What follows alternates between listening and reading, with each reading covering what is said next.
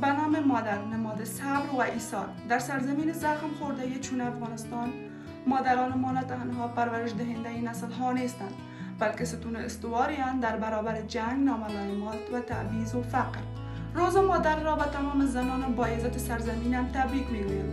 زنانی که با دلهای زخمی اما پر از امید فرزندانشان را با عشق، عزت، مقاومت و غیرت بزرگ نمودند. ما زنانی هستیم که از همه چیز فراموش شده ایم. از آموزش، از کار، از آزادی و حتی از حق مادر بودن.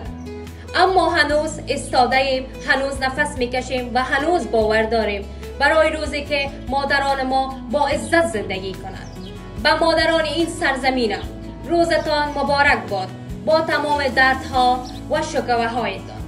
ما صدای شما هستیم در هر کجای دنیا که باشیم. در سرزمینی که مادر بودن جرم است و زن بودن گناه شمرده می شود، ما هنوز عشق را، زندگی را و امید را از مادرانمان می آموزیم. مادر افغانستان، تو نماد مقاومت هستی. روزت مبارک با تمام دردها و عظمتت.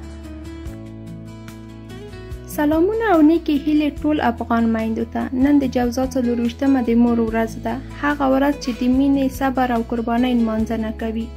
مور یعنی ژوند، هیله او ځواک، هغه ښځه چې د خپلو ماشومانو لپاره حتی په ډیرو سختو حالاتو کې موسکا نه هیروي. په افغانستان کې مور یوازې پالونکې نه ده، هغې زده کړې کړي، مبارزه یې کړې او خاموشه غږ یې اوچت کړی دی. درناوی کوو هغه میندو ته چې له جنګ، مهاجرت، فقر یا زندان سره سره لا هم ولاړې دي.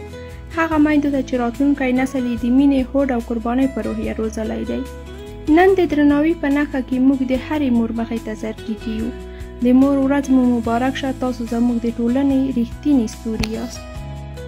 روز مادر به تمام مادران رنجیده افغانستان مبارک باد. این روز را به مادران که در طول تاریخ پرفرازنشی به این سرزمین صبوری و استقامت پیشه کرده‌اند، با عشق و ایثار فرزندان خود را تربیت نموده‌اند تبریک میگوییم. شما مایه افتخار و سربلندی ما هستید. روز مادر مبارک باد.